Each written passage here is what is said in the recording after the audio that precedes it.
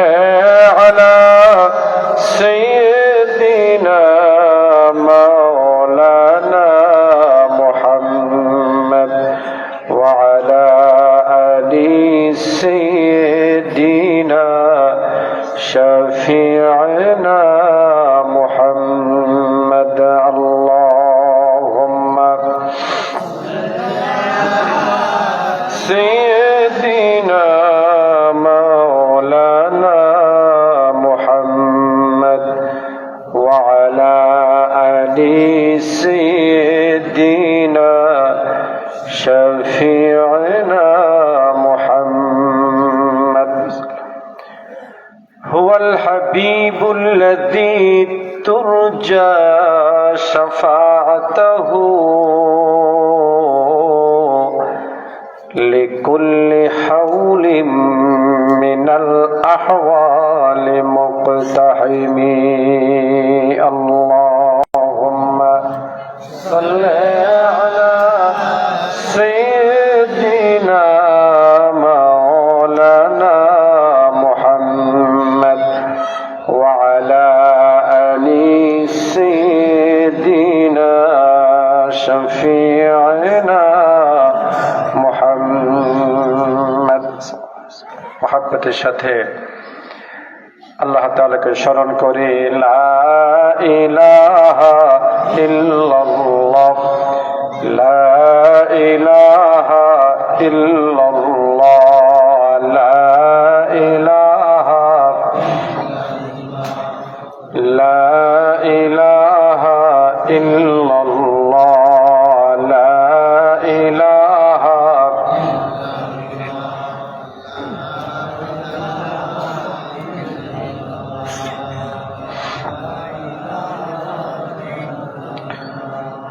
لا إله إلا الله محمد رسول الله صلى الله عليه وسلم চরচিকরি পশ্চিম পাড়া ৩ নং জামে মসজিদ কমিটির উদ্যোগে আয়োজিত তৃতীয় বার্ষিক তাফসীরুল কোরআন মাহফিলের সম্মানিত সভাপতি জনাব ইসলাম মোল্লা সাহেব বারাকাল্লাহু ফি উমরিহি আজকের মাহফিলের সম্মানিত সঞ্চালক জনাব মাওলানা আব্দুল হামিদ সাহেব বারাকাল্লাহু ফি হায়াতি দিগা উলামা ইকরামগণ আমার সামনে দিনদার ইমানদার মুসলমান ভাই ও বাবাজিরা পর্দার আড়ালের মা ও বোনেরা আবারও সালাম জানাচ্ছি আসসালামু আলাইকুম ওয়া রাহমাতুল্লাহ।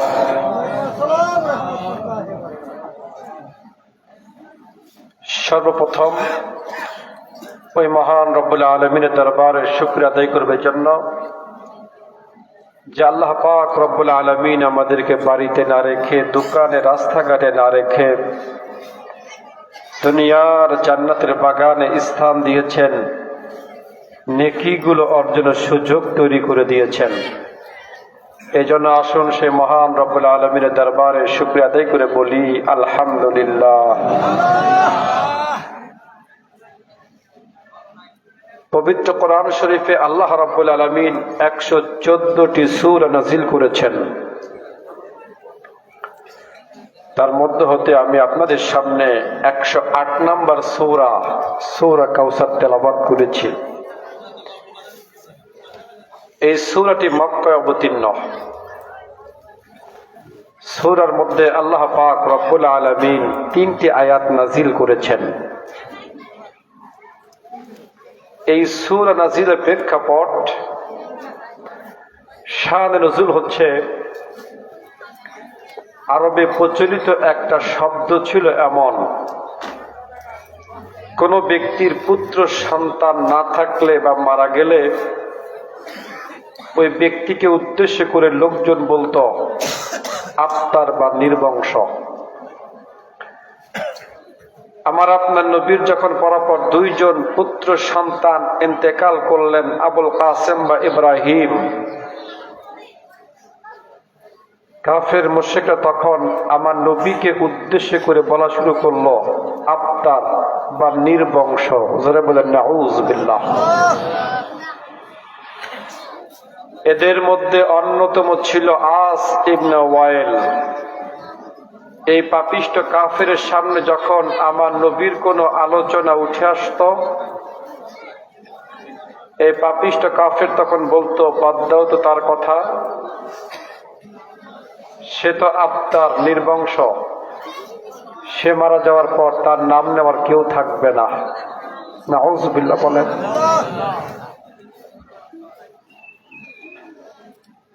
কাফের মুশরিকরা যখন আমার নবীকে নিয়ে উপহাস করতে লাগলো,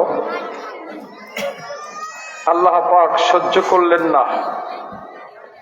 সূরা কাউসার নাজিলের মাধ্যমে কাফের মুশরিকদের দাঁত ভাঙা জবাব আল্লাহ পাক দিয়েছেন। সুবহানাল্লাহ বলেন।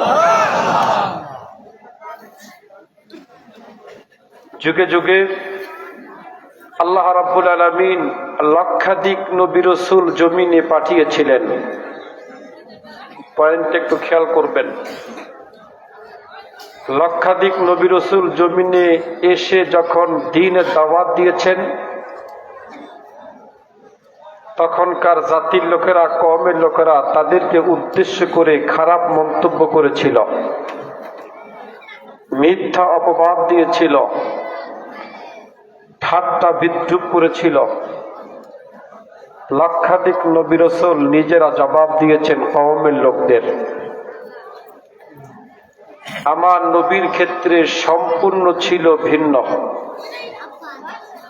যখনই আমার আপনার নবীকে কেন্দ্র করে কোন কাফের মুশরিক ঠাট্টা বিদ্রূপ করেছে, মিথ্যা অপবাদ দিয়েছে, নবী আমার কোনো জবাব দেন নাই। আমার নবীর পক্ষ থেকে স্বয়ং আল্লাহ পাক রব্বুল আলামিন নিজে জবাব দিয়েছেন। সুবহানাল্লাহ বলেন।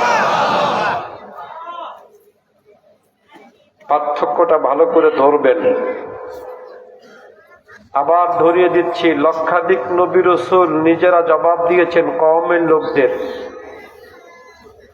আমার আপনার নবীর ক্ষেত্রে ছিল ভিন্ন। নবী আমার নিজে জবাব দেন নাই, জবাব কে দিয়েছেন? আল্লাহ। এটা আমার কথা না, কোরআনের কথা। হযরতে নূহ আলাইহিস সালামকে কেন্দ্র করে তার কওমের লোকেরা বলতে শুরু করলো, নিশ্চয়ই আপনি ভ্রান্তদের মধ্যে পড়ে আছেন। নাউজুবিল্লাহ বলেন। জাতির লোকেরা, কওমের লোকেরা নিজ পয়গম্বরকে উদ্দেশ্য করে বলছে আপনি ভ্রান্ত, ভ্রান্ত, পথভ্রষ্ট। এই বিষয়ে কোরআনে আল্লাহ পাক উল্লেখ করেছেন, قال الملأ من قومه إنا لنراك في ضلال مبين। হযরত নূহ আলাইহিস সালামের কওমের লোকেরা তাকে উদ্দেশ্য করে বলল, আমরা মনে করি আপনি ভ্রান্তদের মধ্যে পড়ে আছেন। আল্লাহর পয়গম্বর হযরতে নূহ আলাইহিস সালাম কওমের লোকে জবাব দিচ্ছেন, قال يا قوم ليس بي ضلالة ولكني رسول من رب العالمين। আল্লাহর পয়গম্বর হযরতে নূহ আলাইহিস সালাম কওমের লোকে জবাব দিচ্ছেন, আমার কওমের লোকরা শোনো, ভ্রান্তদের সঙ্গে আমার কোনো সম্পর্ক নাই। আমি হলাম আল্লাহর পক্ষ থেকে একজন রাসূল।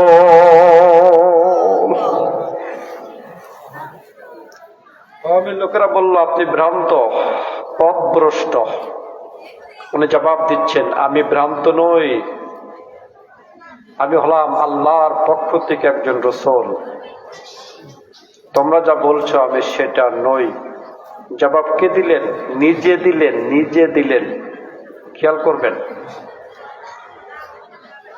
পয়গম্বর নিজে কওমের লোকদের জবাবটা দিয়ে দিলেন। হযরতে লূত আলাইহিস সালামের কওমের লোকেরা তাকে উদ্দেশ্য করে বলল, আমরা মনে করি আপনি নির্বোধ। শুধু নির্বোধ না, আমরা এটাও ধারণা করি আপনি একজন মিথ্যাবাদী। নাউজুবিল্লাহ বলেন। জাতির লোকেরা, কওমের লোকেরা পয়গম্বরকে উদ্দেশ্য করে বলতেছে আপনি মিথ্যাবাদী, মিথ্যাবাদী।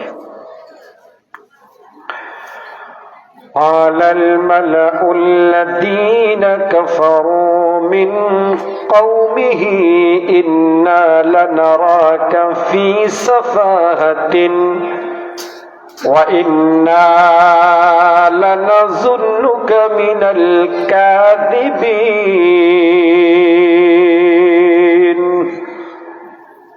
হযরত লূত আলাইহিস সালামের কওমের লোকেরা তাকে উদ্দেশ্য করে বলল, আমরা মনে করি আপনি নির্বোধ। শুধু নির্বোধ নন, আমরা এটাও ধারণা করি আপনি একজন মিথ্যাবাদী।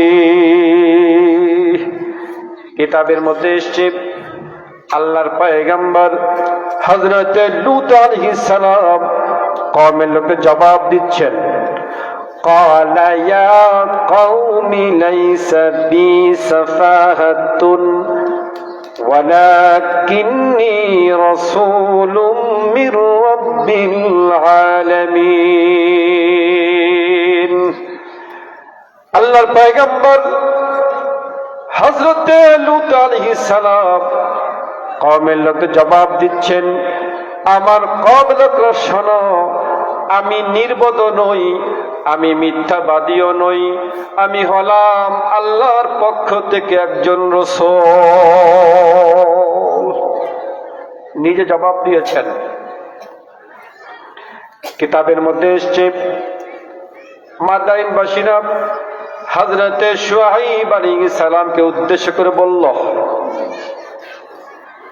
আপনি যা বলেন অধিকাংশ কথা আমরা বুঝি না, আর আমরা আপনাকে দুর্বল দেখতে পাচ্ছি। যদি আপনার সঙ্গে লোকজন না থাকতো আমরা আপনার দিকে পাথর নিক্ষেপ করতাম, আর আমরা এটাও ধারণা করি আপনি কোন সম্মানিত ব্যক্তিও নন।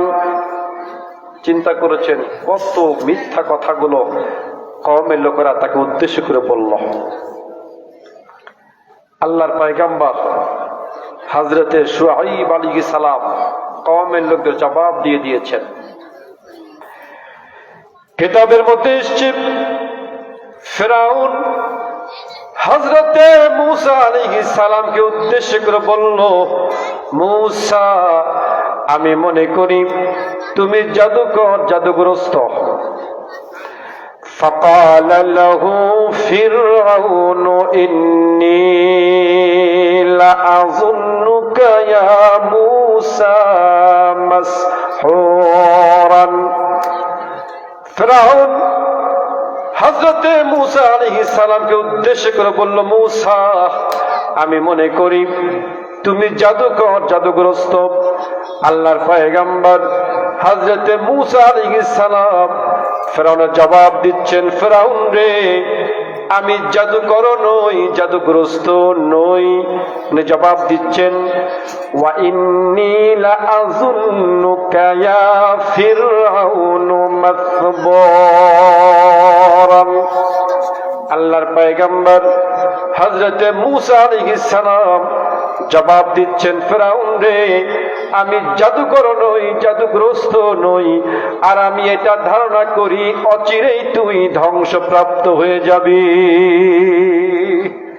তুই জমিনে থাকতে পারবি না, তুই শেষ হয়ে যাবি, শেষ হয়ে যাবি। কিতাবের মধ্যে এসেছে আমার আল্লাহ পাক রব্বুল আলামিন এই জমিনে লক্ষাধিক নবী রাসূল পাঠিয়েছিলেন। যখনই তাদের কওমের লোকেরা তাদেরকে উদ্দেশ্য করে মিথ্যা অপবাদ দিয়েছিল, তহমত দিয়েছিল, ঠাট্টা বিদ্রুপ করেছিল, সঙ্গে সঙ্গে কওমের লোকদের জবাব নিজেদের পয়গম্বর দিয়েছেন। কিতাবের মধ্যে এসেছে আমার আপনার নবীর ক্ষেত্রে সম্পূর্ণ চির ভিন্ন। যখনই আমার আপনার নবীকে কেন্দ্র করে কোন কাফের মুশরিক মিথ্যাবাদ দিয়েছে, তোহমত দিয়েছে, ঠাট্টা বিদ্রুপ করেছে, নবী আমার কোনো জবাব দেন নাই। আমার নবীর পক্ষ থেকে স্বয়ং আমার আল্লাহ পাক রব্বুল আলামিন নিজে জবাব দিয়েছেন। পার্থক্য এখানে, নবীর মুখ থাকা সত্ত্বেও আমার নবী কোনো জবাবই দেন নাই। সরাসরি আল্লাহ রাব্বুল আলামিন কাফেরদের জবাব দিয়েছেন। কাফের মুশরিক যখন আমার নবীকে উদ্দেশ্য করে বলল, নিশ্চয়ই সে পাগল হয়ে গেছে, উন্মাদ হয়ে গেছে। নাউযুবিল্লাহ বলেন, নিশ্চয়ই মুহাম্মদ পাগল হয়ে গেছে। এই কথা কেন বলেছিল? আমার নবী যখন তাওহীদ রিসালাতের প্রচার শুরু করলেন মক্কায়, ওদের গায়ের ভিতরে জ্বালা যন্ত্রণা শুরু হলো। ওরা বলতে লাগলো, নিশ্চয়ই মুহাম্মদ একা একা তার ধর্ম প্রচার করছে। আমার নবী একা জাবালে সুর গারে হেরার ভিতরে নবী আমার বসে আছেন সিদ্দিক আকবর সাথে।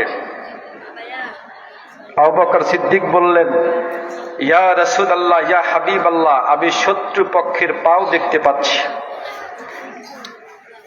এই বুঝি ধরা পড়ে গেলাম। নবী আমার বললেন, আবু বকর চিন্তা করো না, চিন্তা করো না, ইন্নাল্লাহা মাআনা, কে সাথে আছে? আবু বকর চিন্তা করো না। ওরা আমার নবীকে মনে করেছিল একা একা। ওরা জানে না আমার নবীর সাথে আল্লাহ ছিলেন। কে ছিলেন? এই জন্য ওরা আমার নবীকে উদ্দেশ্য করে বলল, পাগল হয়ে গেছে, পাগল হয়ে গেছে, একা একা তার ধর্ম প্রচার করছে। কোনদিন আমাদের ধর্ম বাট্টিক করে তার ধর্ম সে প্রতিষ্ঠা করতে পারবে না, এই জন্য সে পাগল হয়ে গেছে। কিতাবের মধ্যে এসছে, নবী আমার কোনো জবাব দেয় না। আমার নবীর পক্ষ থেকে স্বয়ং আমার আল্লাহ পাক রব্বুল আলামিন জবাব দিচ্ছেন। সুবহানাল্লাহ বলেন। আল্লাহ রব্বুল আলামিন কাফেরদের জবাব দিবেন। জবাব দেওয়ার আগে পরপর তিনটা শপথ করলেন, যেন জবাবটা মজবুত হয়। আমরা তো শপথ করি, আল্লাহর কসম করে বলছি, কোরআনের কসম করে বলছি, চোখ ছুঁয়ে বলি, মাথা ছুঁয়ে বলি, ঠিক কিনা বলেন? কেন বলি? কথাটা যেন বিশ্বাসযোগ্য হয়, কথাটা যেন মজবুত হয়, যেন মেনে নেয়। আল্লাহ রাব্বুল আলামিন কাফেরদের জবাব দিবেন।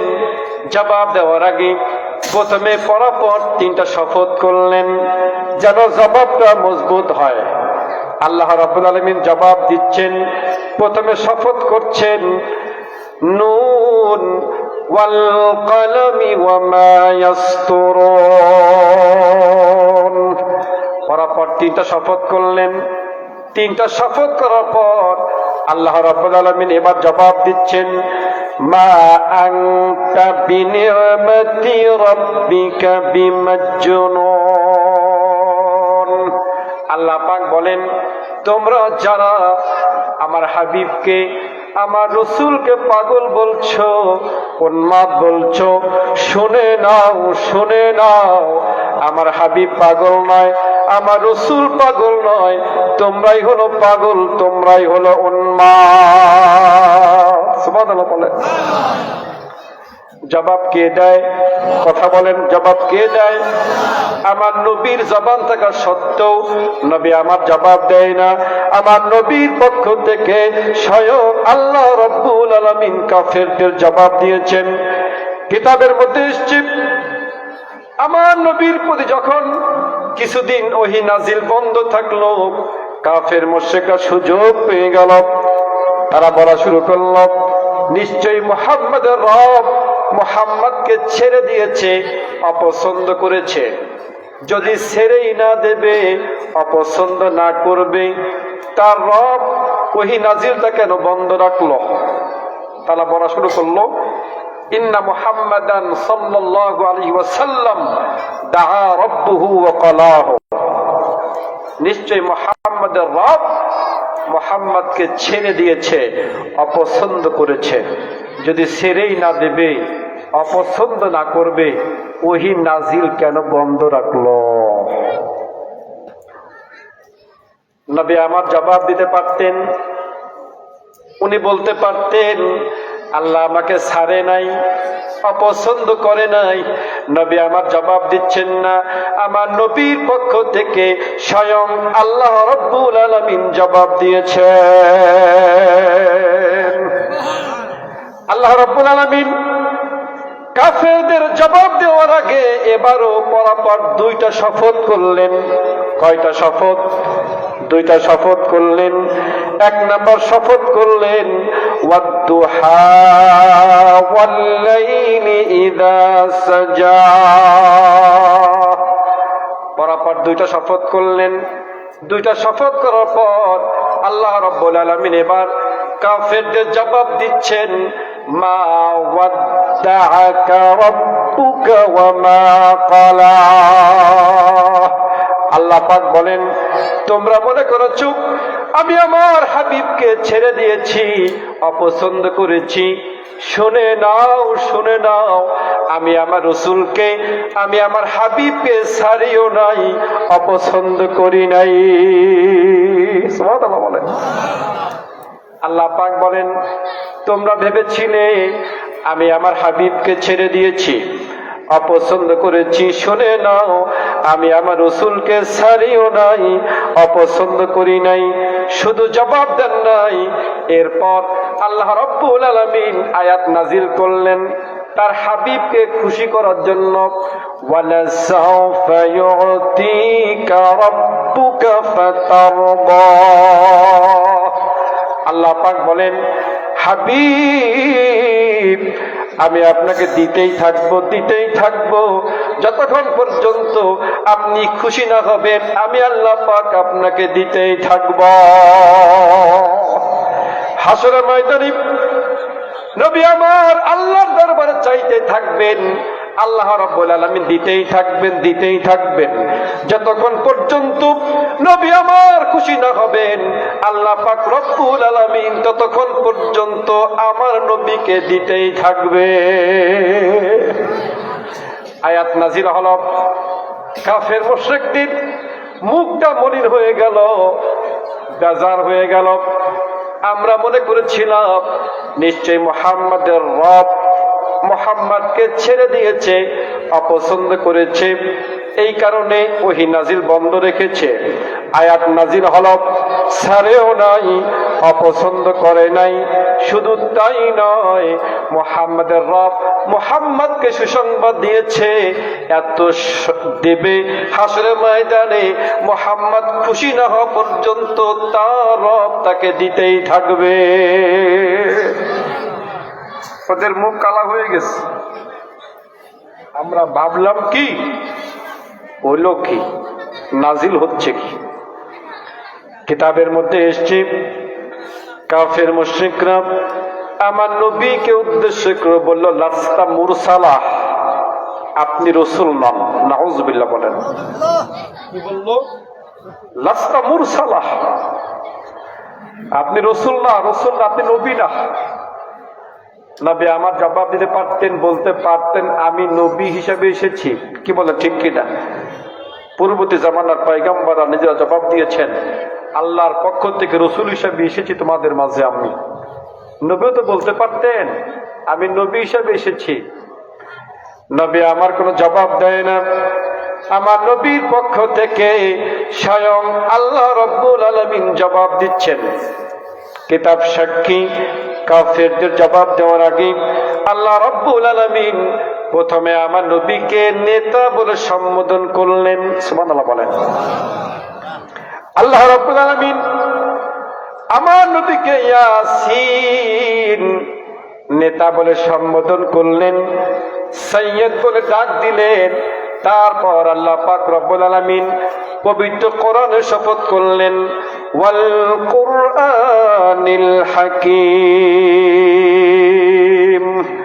আল্লাহ রাব্বুল আলামিন জবাব দিবেন। জবাব দেওয়ার আগে প্রথমে আমার নবীকে ইয়াসিন বলে সম্বোধন করলেন, নেতা বলে ডাকলেন, তারপর পবিত্র কোরআনে শপথ করলেন, তারপর আল্লাহ রাব্বুল আলামিন কাফেরদের জবাব দিচ্ছেন, ইন্নাকা লামিনাল মুরসালিন। আল্লাহ পাক বলছেন, নিশ্চয়ই আপনি রাসূলদের মধ্যে একজন। সুবহানাল্লাহ বলেন। জবাব কে দেয়? আমার নবীর তো মুখ ছিল, জবাব দিতে পারতেন না, উনি দিচ্ছেন না, আল্লাহ পাক জবাব দিচ্ছেন। শোনো, তোমরা কি বলো, সে রাসূল না? আল্লাহ পাক বলছেন, আমি কোরআনে শপথ করে বলছি। শপথ কে করলেন?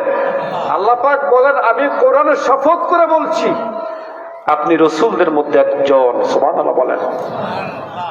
কিতাবের মধ্যে এসেছে, কাফের মুশরিকরা আমার নবীকে বলল, আপনি কবি। কবি নবী আমার যখন কোরআন তেলাওয়াত করতেন, যদিও ওরা দুশমনি করত, রাতের আধারে আমার নবীর কোরআন তেলাওয়াত শোনার জন্য ঘরের পাশে জানালায় দাঁড়িয়ে যেত, কানটা ঠেকাই দিত, খুব মজা পেত। দিনে দুশমনি, রাত্রে কোরআন তেলাওয়াত শোনা। তারা বলল, আপনি কবি। নবী আমার জবাব দিতে পারতেন আর বলতে পারতেন, তোমরা যে আমাকে কবি বলছো, আমি কবি না, কবি না। নবী আমার জবাব দেয় না।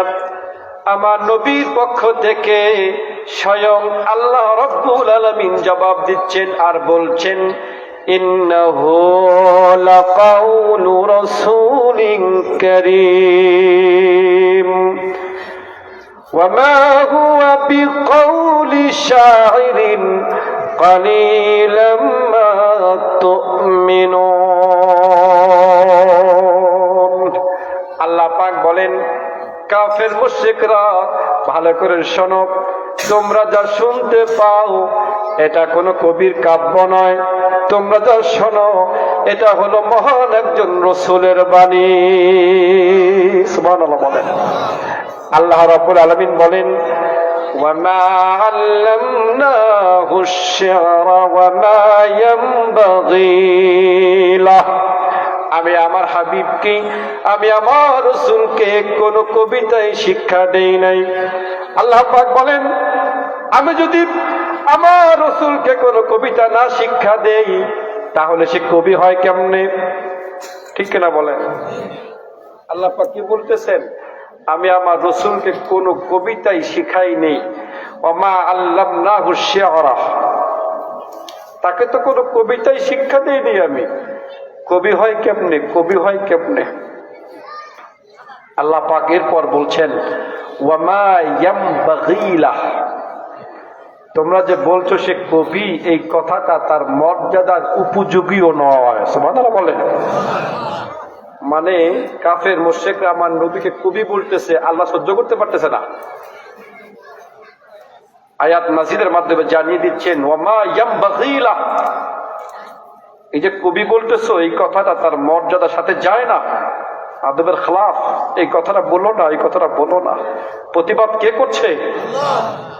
আল্লাহ পাক প্রতিবাদ করছেন আর বলছেন তার শানে এই কথাটা যায় না। আমার আপনার নবীকে আল্লাহ রাব্বুল আলামিন কত সম্মান দিয়েছেন, ইজ্জত দিয়েছেন, একটু চিন্তা করেন। কাফের মুশরিকরা যখনই আমার আপনার নবীকে কেন্দ্র করে কটূক্তি করেছে, মিথ্যা অপবাদ দিয়েছে, আল্লাহ পাক সহ্য করতে পারেন নাই। সঙ্গে সঙ্গে আয়াত নাযিলের মাধ্যমে প্রতিবাদ করেছেন, ছেড়ে দেন নাই। এখান থেকে তো আমাদের শিক্ষা গ্রহণ করতে হবে, ঠিক কিনা বলেন? এখান থেকে আমাদেরও শিক্ষা গ্রহণ করতে হবে। পৃথিবীর যে প্রান্ত থেকে আমার নবীকে নিয়ে কটূক্তি করা হোক না কেন, উম্মতে মুহাম্মাদি প্রতিবাদ করবেই করবে, ঠিক কিনা বলেন? যেখানে আল্লাহ পাক ছাড়েন নাই, যেখানে আল্লাহ রাব্বুল আলামিন নিজে ছাড়েন নাই কাফেরদেরকে, আমাদেরও তো ছাড়ার কোনো সুযোগ। ঈমান থাকবে না, ঈমানই থাকবে না যদি আমরা ছেড়ে দিই। দেখেন আল্লাহ রাব্বুল আলামিন তার হাবিবকে কত সম্মান করেছেন, কত ইজ্জত দিয়েছেন। একটা এক্সাম্পল দেই। নবী আমার বসে আছেন, সামনে সাহাবা একরামগণ বসা ছিলেন, সিদ্দিকে আকবর বসা, ওমরে ফারুক রাদিয়াল্লাহু তাআলা বসে আছেন। এমন সময় বনি তামিম গোত্রের কিছু লোক গোত্রীয় প্রধান নির্বাচনের জন্য আমার নবীর খেদমতে হাজির হলেন। নেতা কে হবে, গোত্র প্রধান কে হবেন? নবী আমার বসে আছেন, আবু বকর সিদ্দিক রাদিয়াল্লাহু তাআলা আনহু একজনের প্রস্তাব করলেন, ওমরে ফারুক রাদিয়াল্লাহু তাআলা আনহু আরেকজনের প্রস্তাব করলেন। আলোচনা শুরু হলো। গোত্রীয় প্রধানের নাম দুইজন ব্যক্তি দুইজনের উচ্চারণ করলেন, কথা উচ্চারণ করলেন। আলোচনা শুরু হলো। আলোচনা বাড়তে বাড়তে আওয়াজটা উঁচুতে উঠে গেল। আল্লাহ পাক সহ্য করতে পারলেন না। আল্লাহ পাক আয়াত নাজিল করে জানিয়ে দিচ্ছেন, এখানে আমার হাবিব বসে আছেন, আমার রসুল বসা, এত উচ্চ আওয়াজে তার সামনে কথা বলো। চিন্তা করছেন, সাহাবা একরামগণ আলোচনা করছিলেন, আওয়াজটা বেড়ে গেল। আল্লাহ পাক সহ্য করতে পারলেন না, আয়াত নাজিল করে জানিয়ে দিচ্ছেন, আমার হাবিব বসে আছে এখানে, উচ্চ আওয়াজে কথা বলো না, আওয়াজটা নিচে নামা। আল্লাহ পাক বলছেন, তোমরা একে অপরের সাথে যেভাবে কথা বলো আমার রসুলের সাথে সেভাবে কথা বলো না। সূরা হুজরাতের মধ্যে আল্লাহ পাক আয়াত নাজিল করলেন, সাবধান করলেন, ইয়া আইয়ুহাল্লাযীনা আমানু লা তারফাউ আসওয়াতাকুম ফাওকা সাওতিন নাবিয়্যি ওয়া লা তাজহারু লাহু بالقول كجهر بعضكم لبعض أن تحبط أعمالكم وأنتم لا تشعرون। আল্লাহ রাব্বুল আলামিন সহ্য করতে পারলেন না, সঙ্গে সঙ্গে আয়াত নাজিল করে জানিয়ে দিচ্ছেন, হে ঈমানদারেরা, খবরদার খবরদার, আমার হাবিবের সামনে, আমার রসুলের সামনে উচ্চ আওয়াজে তোমরা কথা বলো না। স্বাভাবিকভাবে তোমরা একে অপরের সাথে যেভাবে কথা বলো আমার রসুলের সাথে সেভাবে কথা বলো না। যদি তোমাদের কণ্ঠস্বর আমার রসুলের কণ্ঠস্বরের উপর উঠে যায় তোমাদের আমল বরবাদ হয়ে যাবে। ওয়া আনতুম লা তাশউরুন, কিভাবে তোমাদের আমল বরবাদ হয়ে যাবে তোমরা তা বুঝতেও পারবে না, অনুধাবন করতে পারবে না। আয়াত নাজিল হলো, সাহাবায়ে কেরামগণের মুখটা মলিন হয়ে গেল, চিন্তায় পড়ে গেলেন, বিয়াদবি হয়ে গেছে। রসুলের সামনে উচ্চ আওয়াজে কথা বলার কারণে আল্লাহ রাব্বুল আলামিন আয়াত নাজিল করেছেন, সহ্য করতে পারেন নাই, আমাদের বিয়াদবি হয়ে গেল কিনা। কিতাবের মধ্যে এসেছে, এই আয়াত নাজিলের পর সিদ্দিক আকবর হযরত আবু বকর সিদ্দিক রাদিয়াল্লাহু তাআলা আনহু আমার নবীর কাছে আসলেন, এসে বললেন, ইয়া রাসূলুল্লাহ, ইয়া হাবিবাল্লাহ, যে কয়দিন পর্যন্ত আমি জমিনে বেঁচে থাকবো আপনার সাথে কানাকানির অনুরূপ কথা বলবো। আওয়াজটা কত নিচে নামছে চিন্তা করছেন? সিদ্দিক আকবর বলেন, যে কয়দিন পর্যন্ত আমি জমিনে জীবিত থাকবো আপনার সাথে কানাকানি যেভাবে কথা বলে আস্তে আস্তে কথা বলবো। সুবহানাল্লাহ বলেন। কিতাবের মধ্যে এসেছে, ওমরে ফারুক রাদিয়াল্লাহু তাআলা আনহুর মতো ব্যক্তি যিনি গরম ছিলেন, সিদ্দিক আকবর তো নরম ছিলেন, আবু বকর সিদ্দিক নরম, উনি ছিলেন কি প্রচন্ড গরম। খালি গরম নাকি, শয়তান ওই পথ দিয়ে যাইতো না। চিন্তা করছেন, শয়তান ওই পথ ছেড়ে আর এক পথ দিয়ে আসত। ওমর আসতেছে, খাইছে রে খাইছে, বিশাল ব্যাপার। নবী আমার এক যুদ্ধ জয় করে ফিরলেন। সাহাবা ইকরামগণ এসে বললেন, ইয়া রাসূলুল্লাহ, ইয়া হাবিবাল্লাহ, একটু আনন্দ প্রকাশ করতে চাই, আনন্দ প্রকাশ করতে চাই, যুদ্ধে জয়লাভ করেছি। নবী আমার অনুমতি দিলেন। দব বাজাচ্ছে, দব, দব জায়েজ, এখনো জায়েজ। এক পাশে থাকবে আর এক পাশে খোলা থাকবে, এটা দব বলে। দব, ঢোল ছিলেন তো, ঢোল দুই পাশে থাকে, আর দব এক পাশ আর এক পাশ খালি, এটা জায়েজ আছে এখন। অনুমতি দিলেন, শুরু হলো, দব বাজানো শুরু হলো, রসুলের সামনে শুরু হলো। সিদ্দিক একবার আসলেন, দব বাজতেছে। আলী রাদিয়াল্লাহু তাআলা আসলেন, দব বাজতেছে। ওসমান রাদিয়াল্লাহু তাআলা আসলেন, দব চলতেছে। ওমরে ফারুক যখনই ঢুকলেন, সঙ্গে সঙ্গে সব ফেলাই দিয়ে পাশে দৌড়।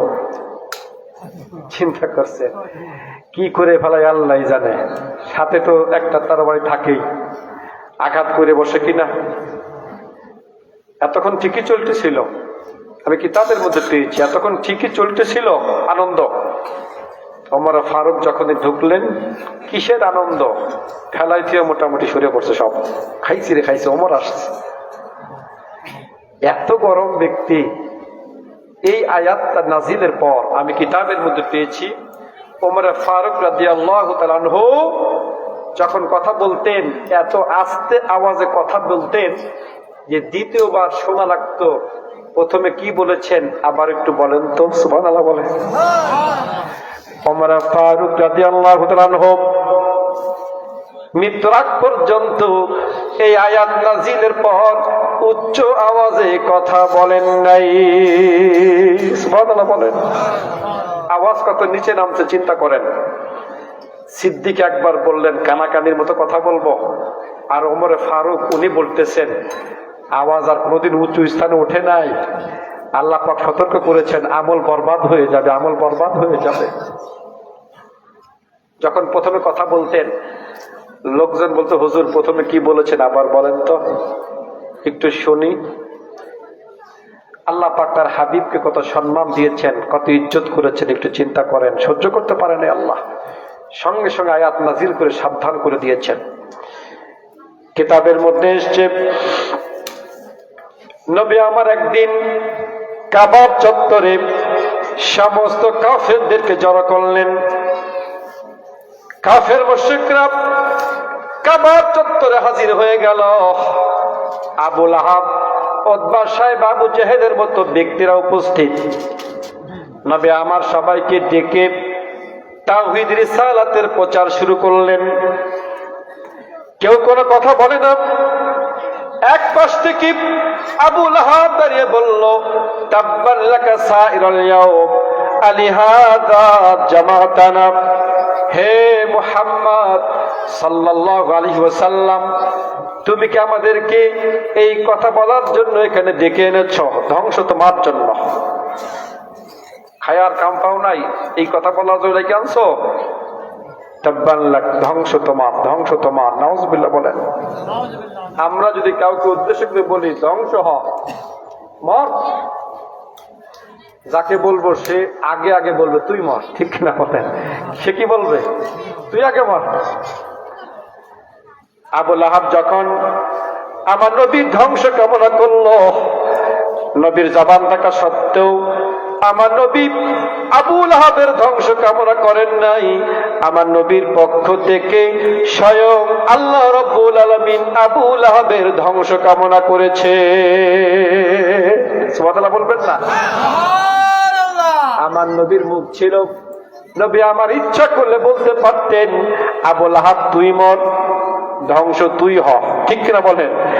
নবীর জবান থাকা সত্ত্বেও আমার নবী আবু লাহাবের ধ্বংস কামনা করেন নাই।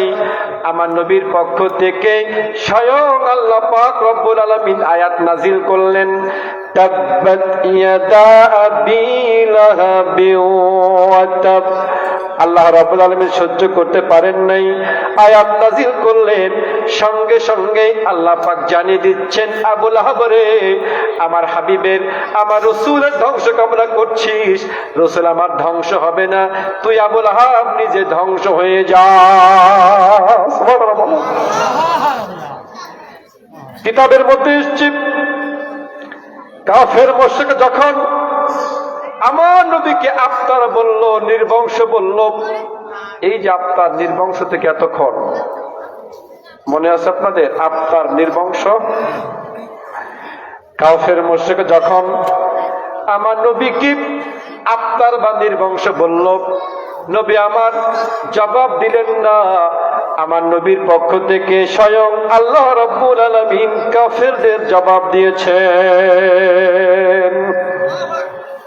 আল্লাহ পাক জবাব দিচ্ছেন, ইন্না শানিআকা হুয়াল আবতার। হাবিব, নিশ্চয়ই যারা আপনাকে আফতার বলে, নির্বংশ বলে, আপনি আফতার নন, আপনি নির্বংশ নন। যারা আপনাকে আফতার বলে, নির্বংশ বলে, ওরাই হলো আফতার, ওরাই হলো নির্বংশ।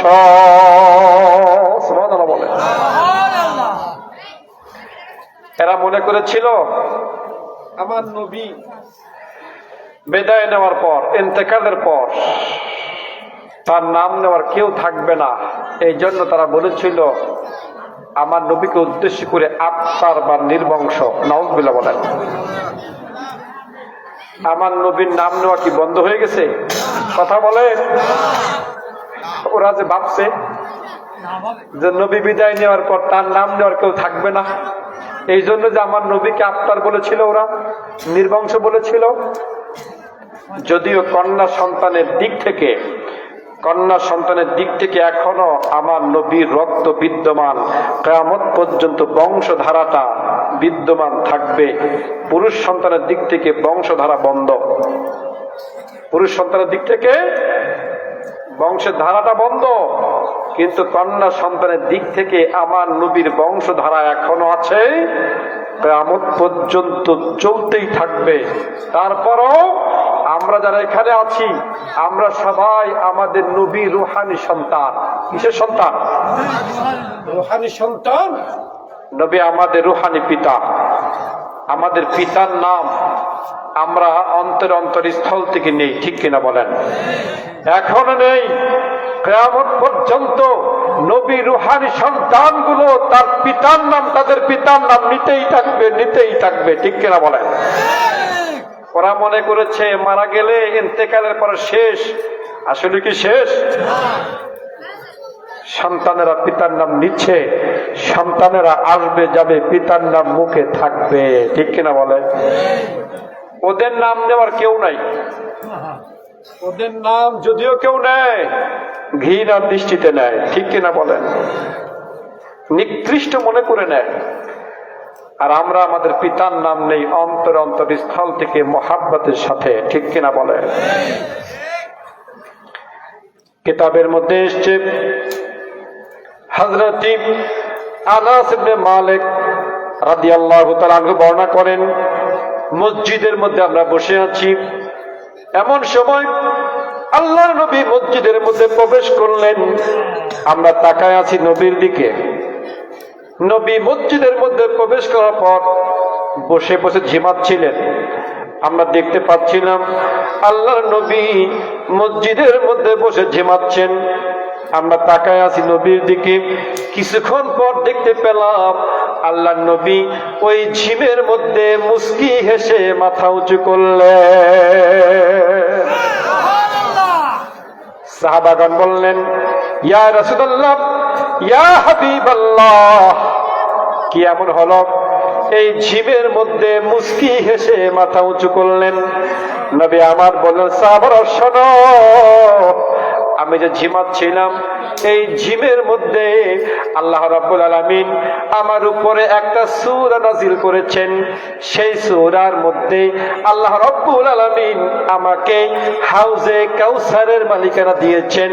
এই হাউজে কাউসারের মালিকানা পাওয়ার পর আমি নবী ঝিমের মধ্যে মুস্কি হেসে মাথা উঁচু করেছি। নবী আমার বললেন, তোমরা কি জানো হাউজে কাউসার কি? সাহাবায়ে কেরামগণ বললেন, আল্লাহু ওয়া রাসূলুহু আ'লাম, আল্লাহ এবং তার রাসূল ভালো জানেন। নবী আমার বললেন, হাউজে কাউসার হলো জান্নাতের একটা নহর, যেটা আল্লাহ পাক আমাকে দিবেন বলে সূরার মধ্যে ওয়াদা করেছে। মিরাজ রজনীতে নবী আমার আল্লাহর সাথে সাক্ষাতের জন্য যাচ্ছেন, দিদারে যাচ্ছেন। প্রথম আকাশে যখন পৌঁছে গেলেন, প্রথম আকাশে পৌঁছানোর পর নবী আমার তাকায় দেখলেন একটা নহর, নহরের সাথে বিশাল একটা প্রাসাদ। নবী আমার কাছে গেলেন, যে প্রাসাদটা মুক্তা এবং হীরা দ্বারা নির্মিত। সুবহানাল্লাহ বলেন। নবী আমার প্রাসাদের কাছে গেলেন, একটু মাটি নাকের কাছে ঢললেন। নবী আমার ঘিরান নিলেন, ওই প্রাসাদের মাটিটা মেশকো আম্বারে থেকেও সুঘ্রাণ বের হচ্ছে। সুবহানাল্লাহ বলেন। নবী আমার বললেন, ভাই জিবরাইল, এই স্থানটা কোন স্থান? হযরতে জিবরাইল আলাইহিস সালাম বললেন, ইয়া রাসূলুল্লাহ, ইয়া হাবিবাল্লাহ, এটাই হলো হাউজে কাউসার, যেটা আল্লাহ পাক আপনাকে দিবেন বলে প্রস্তুত করে রেখে দিয়েছে। অপর বর্ণনা এসছে, নবী আমার বসে আছেন, সামনে সাহাবায়ে কেরামগণ বসা। নবী আমার বললেন, তোমরা কি জানো হাউজে কাউসার কি? সাহাবাগণ বললেন, আপনি এবং আল্লাহ ভালো জানেন। নবী আমার বললেন, এটা জান্নাতের একটা নহর, এটা দুধের চাইতে সাদা, মধুর চাইতে মিষ্টি হবে। সুবহানাল্লাহ বলেন। নবী আমার বললেন, এই নহরের পাশ দিয়ে বিভিন্ন পাখি বসা থাকবে। কি বসা থাকবে? পাখি বসা থাকবে। আবু বকর সিদ্দিক বললেন, ইয়া রাসূলুল্লাহ, ইয়া হাবিবাল্লাহ, নিশ্চয়ই পাখিগুলো দেখতে সুন্দর হবে। নবী আমার বললেন, আবু বকর, পাখিগুলো দেখতে যেমনই হোক না কেন, আবু বকর, পাখিগুলো খেতে বেশি মজা হবে।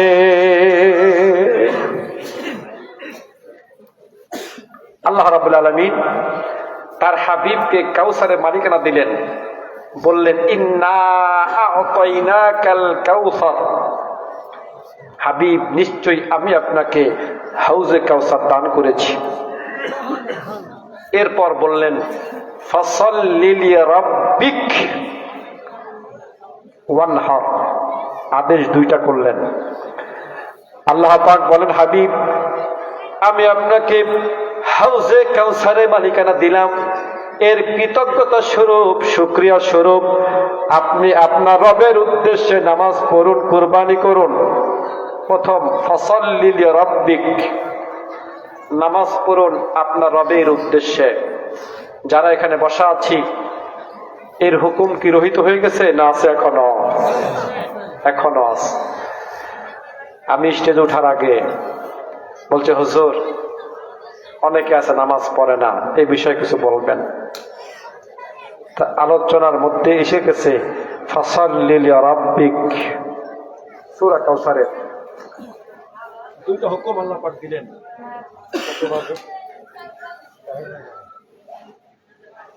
আর একটু চলবে, অল্প একটু চলবে, আপনাকে সমস্যা নেই, শেষ করবো।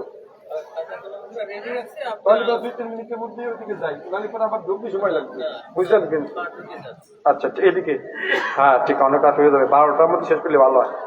শোনেন, এটা শেষ করতে সময় লাগবে, শেষ করতে সময় লাগবে।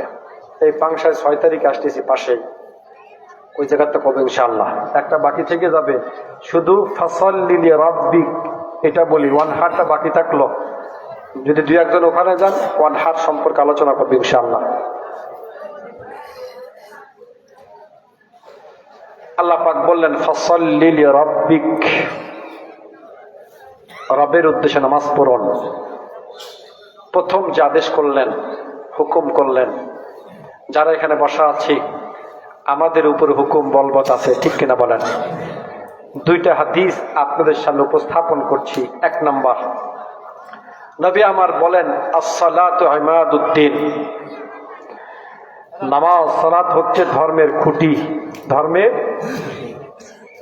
মান আকামাহা ফাকাদ আকামাদ-দ্বীন, যে খুঁটিকে ঠিক রাখলো সে ধর্মকে ঠিক রাখলো। সুবহানাল্লাহ বলবেন না? ওয়া মান হাদামাহা ফাকাদ হাদামাদ-দ্বীন, যে খুঁটিকে বিনষ্ট করলো সে তো ধর্মকেই বিনষ্ট করে ফেললো। নাউযুবিল্লাহ বলেন।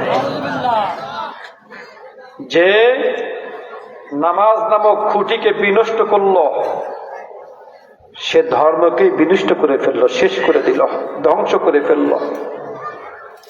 দ্বিতীয় হাদিস, নবী আমার বলেন, আউয়ালু মা ইউহাসাবু বিহিল আবদু ইয়াউমাল কিয়ামাতিস সালাহ, কিয়ামতের ময়দানে সর্বপ্রথম আল্লাহ রাব্বুল আলামিন বান্দাকে জিজ্ঞাসা করবেন, প্রশ্ন করবেন, বান্দা নামাজ পড়েছিলে কিনা?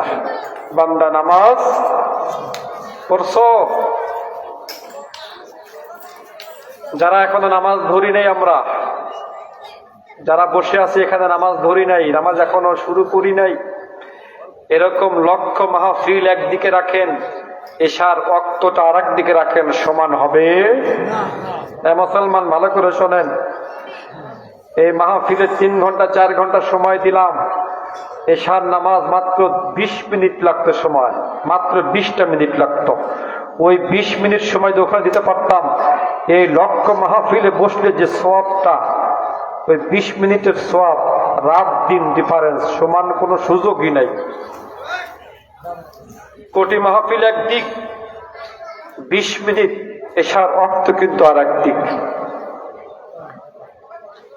যারা নামাজ আজকে ঈশার নামাজ আদায় করি নাই, আমি অনুরোধ করবো অন্তত ঈশার নামাজ না পড়ে আপনারা শুবেন না।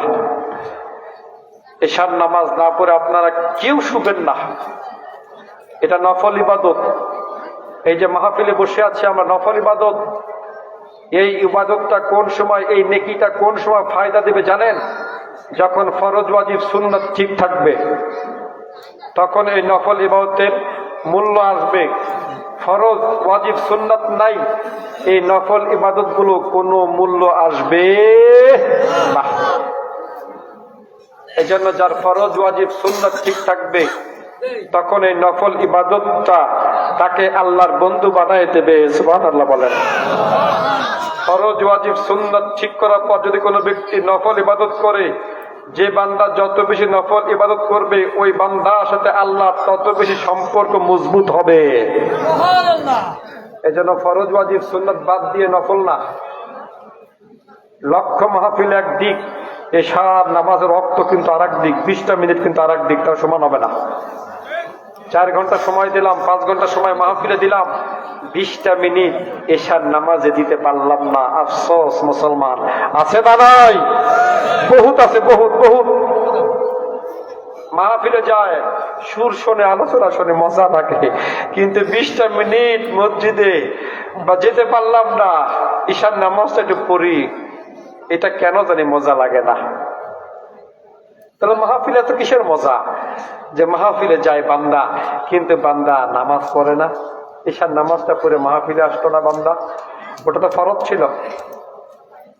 এটা মাথায় রাখবেন, এটা মাথায় রাখবেন।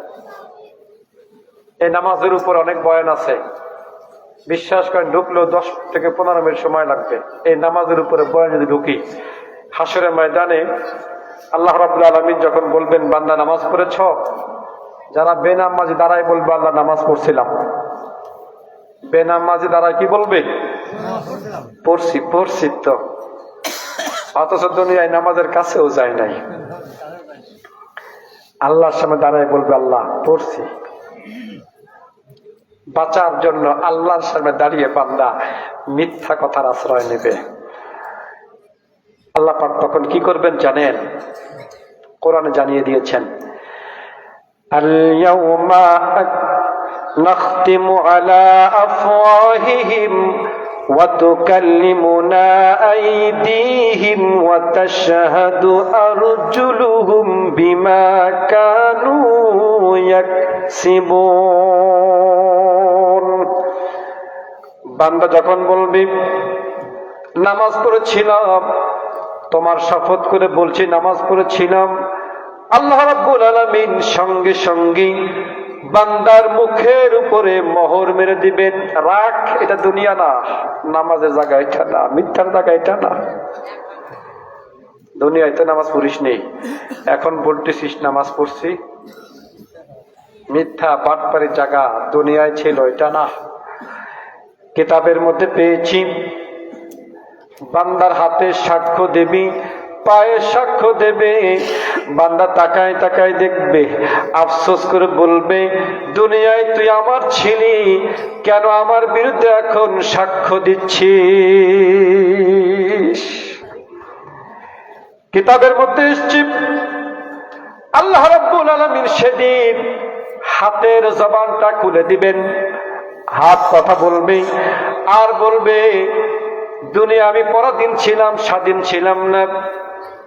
আমাকে দিয়ে যা খুশি তাই ধরিয়েছিলে, সুদ ঘুষ লেনদেন করিয়েছিলে, আমি বাধা দিতে পারি নাই, আমি ঠেকাতে পারি নাই। যেভাবে খুশি সেভাবে আমাকে তুমি ব্যবহার করেছিলে। আল্লাহ রাব্বুল আলামিন আজকে আমাকে স্বাধীন করে দিয়েছেন, আমি শুধু বলবো, তুমি শুধু শুনবে। আমি একটু বলি, কি কি ধরিয়েছ, কি কি করেছো আমার দিয়ে, তুমি একটু শোনো, মনে পড়ে কিনা দেখো তো। হাতের জবান আল্লাহ খুলে দিবেন, কিতাবের মধ্যে এসছে। কিতাব সাক্ষী, আল্লাহ রাব্বুল আলামিন এই পায়ের জবানটা খুলে দিবেন। হাসরের ময়দানে এই পাও আমার আপনার বিরুদ্ধে চলে যাবে, সাক্ষী দিয়া শুরু করবে আর বলবি, চিন্তা করে দেখো মনে পড়ে কিনা, একটু তাকায় দেখো, মনে করে দেখো তো আমাকে দিয়ে তুমি কোথায় কোথায় ব্যবহার করেছিলে, কোথায় নিয়ে গিয়েছিলে। আমি বাধা দিতে পারি নাই, ঠেকাতে পারি নাই। আজ আমি শুধু বলে যাই, তুমি শুধু শুনে যাও। মনে পড়ে কিনা দেখো তো, কোন জায়গা নিয়ে গেছিলাম আমারে, অমুক অমুক জায়গা খারাপ কাজে আমাকে ব্যবহার করেছিলে, মনে আছে? আমি তো ঠেকাতে পারি নাই, পরাধীন ছিলাম, আজকে আমি স্বাধীন। আমি একটু বলি, একটু মনে পড়ে কিনা দেখো। শুধু হাতে সাক্ষ্য দেবে, পায়ে সাক্ষ্য দেবে তাই নয়, এই বান্দা দুনিয়ায় যা কিছু করেছিল সমস্ত কর্মকাণ্ড একটা কিতাবের মধ্যে আল্লাহ রাব্বুল আলামিন তুলে ধরবেন আর বলবেন, ইকরা কিতাবাকা কাফা বিনফসিকাল ইয়াউমা আলাইকা হাসিবা। আল্লাহ পাক বলবেন, বান্দারে দুনিয়ায় যা কিছু করেছিলি এই কিতাবের মধ্যে সব লেখা আছে। বান্দা তাকায় দেখ, যদি নামাজ পড়ে থাকিস বান্দা কিতাবের মধ্যে আছে, যদি অন্যায় করে থাকিস, পাপ করে থাকিস, কিতাবের মধ্যে আছে। বান্দা তালাশ করতে থাকবে, কিতাবের পেজগুলো একের পর এক উল্টাতে থাকবে। যখন দেখবে এই পেজের মধ্যে নাই, এই পৃষ্ঠার মধ্যে নাই, বান্দা আর একটা পৃষ্ঠার মধ্যে চলে যাবে, পেজের মধ্যে চলে যাবে। এভাবে উল্টাতে উল্টাতে বান্দা তামাম কিতাব খতম করে আফসোস করে বলবে, হায় আফসোস, দুনিয়ায় যদি আমি আল্লাহর বিধানগুলো আদায় করতাম, এই কিতাবের মধ্যে আমি পেতাম। আফসোস, দুনিয়ায় নামাজের কাছেই যাই নাই, নেক আমলের কাছেই যাই নাই, এই জন্য কিতাবের মধ্যে নেক আমল পাচ্ছি না, নামাজ পাচ্ছি না। ভাইরা আমার, শুধু হাতে সাক্ষ্য দেবে, পায়ে সাক্ষ্য দেবে, কিতাব সামনে আসবে তাই নয়। বান্দা বলবে, আল্লাহ দুনিয়ায় তুমি আমাকে যে স্ত্রী দিয়েছিলে, সন্তান দিয়েছিলে, আমি আমার স্ত্রীকে দিলাম, আমার সন্তানকে দিলাম, আল্লাহ আমাকে ছেড়ে দাও। এই বিষয়ে আল্লাহ পাক বলেন, ইউবাসসিরুনহুম ইয়াওয়াদ্দুল মুজরিমু লাউ ইফতাদি মিন আযাবি ইয়াউমিইযিন বিবানিহি ওয়া সাহিবাতিহি ওয়া আখিহি ওয়া ফাসিলাতিহি আল্লাতী তুযিহি ওয়া মান ফিল আরদি জামিআ। বান্দা বলবে, আল্লাহ আমার স্ত্রীকে নাও। যখন দেখবে স্ত্রীকে দিয়ে কাজ হলো না, সন্তানকে দিয়ে কাজ হলো না, বান্দা বলবে, আল্লাহ যে সমাজের মধ্যে বসবাস করেছিলাম, সমাজের সবাইকে নাও, আমাকে ছাড়ো। যখন দেখবে স্ত্রী সন্তান সমাজের লোককে দিয়ে কাজ হলো না, বান্দা বলবে, আল্লাহ দুনিয়া যত লোক আছে সবাইকে নাও, ওয়ামান ফিল আরদি জামিয়া, সবাইকে নাও, আমাকে ছেড়ে দাও, আমাকে ছেড়ে দাও। আল্লাহ পাক বলুন, বান্দারে কোন বিনিময় গ্রহণ করা হবে না। স্ত্রী, সন্তান, সমাজ, দুনিয়ার লোক চলবে না, চলবে না। আগে উত্তর দে বান্দা, নামাজটা পড়ছিস নাকি? সঠিক পথে আয়, আগে ক নামাজ পড়ছিস নাকি ক। দেখেন, যারা নামাজ দুনিয়ায় ছেড়ে দিচ্ছি, পড়ছি না, হাসরের ময়দানে আফসোস করে বলতে হবে, ওয়ালাউ আন্নাহুম কানু ইয়াহতাদুন, হায় আফসোস, যদি আমরা দুনিয়ায় সৎ পথে চলতে পারতাম তাহলে আজকে আমাদের এই পরিণতি ভোগ করা লাগতো না। যারা আছি এখানে হাসরের ময়দানে আফসোস করতে চাই না, ঠিক কিনা বলেন? চাই না কি বলেন? সময় আছে আমাদের, এখনো সময় আছে, এখনো সুযোগ আছে। যারা আজকে ঈশার নামাজ আদায় করি নাই, ঈশার নামাজ না পড়ে আমরা শুভ চেষ্টা করবো তো ইনশাআল্লাহ। হাদিসের শেষে এসেছে, ফাইন সালাহাত সালাহা সাইরু আমালিহি, যদি বান্দার নামাজটা ঠিক থাকে, হাদিসের শেষে এসেছে যদি বান্দা তার জীবনে নামাজটা ঠিক রাখে, বান্দার সমস্ত আমল সঠিক বলে গণ্য হয়ে যাবে। সুবহানাল্লাহ। ওয়া ইন ফাসাদাত ফাসাদা সাইরু আমালিহি, যদি বান্দা তার জীবনে নামাজটা ঠিক না রাখে, বান্দার জীবনে যত আমল করুক না কেন, কোন আমলই সঠিক বলে গণ্য হবে না। হাদিসের কথা বলছি আমি, আমার কথা না। ফাইন সালাহাত সালাহা সাইরু আমালিহি ওয়া ইন ফাসাদাত ফাসাদা সাইরু আমালিহি, নামাজ ঠিক, সব আমল ঠিক। যার নামাজ নাই তার কোনো আমল সঠিক বলে গণ্য হবে। এই জন্য যারা এখানে বসা আছি, এই নফল ইবাদতটা কোন সময় কাজে দেবে? যখন ঈশার নামাজটা আমাদের ঠিক থাকবে। কথা বুঝতে পেরেছেন? যখন জীবনে নামাজটা ঠিক থাকবে তখন এই নফল ইবাদতগুলো আমাদের কাজে দেবে। আল্লাহ পাক 5 ওয়াক্ত নামাজ আদায় করার তৌফিক আমাদের সবাইকে দান করেন। সবাই বলে আমিন। মা বোনদের বিষয়ে আমাকে বলতে বলেছিল, আমার আগে আলোচক যিনি ছিলেন আবু মুসা আশারি সাহেব, উনি যথেষ্ট বলেছেন, যথেষ্ট আলোচনা করেছেন মা বোনদেরকে নিয়ে। এবং আয়েশা সিদ্দিকা রাদিয়াল্লাহু তাআলা আনহা, ফাতেমাতুজ জোহরা রাদিয়াল্লাহু তাআলা আনহা, ওনাদের দৃষ্টান্ত উনি এনেছেন, আমি নিজে শুনেছি।